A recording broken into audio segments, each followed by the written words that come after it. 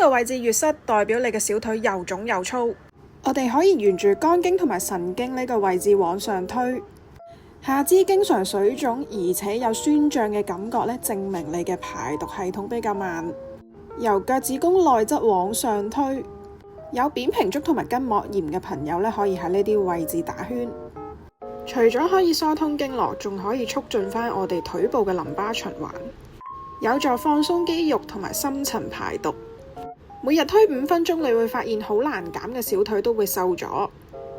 成日要坐，一係就企，再唔係呢就行得多，經常覺得小腿酸痛，而且仲有靜脈曲張，每日推5分鐘會有大大嘅改善。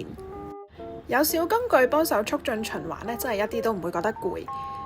有小工具幫手真係好方便，而且可以做到深層嘅排毒放鬆。推到去膝頭哥內側可以打圈，再慢慢向大髀內側位置向上推。開頭推嘅時候呢都會比較塞，所以呢會覺得酸酸痛痛咁。推多幾次呢就會舒服好多噶啦。除咗自己用，仲可以幫另一半同埋屋企人推。如果你想瘦得快，一定要推膝窩呢個位，亦都係好多淋巴結嘅地方。慢慢推返開，你會發現都冇咁腫噶。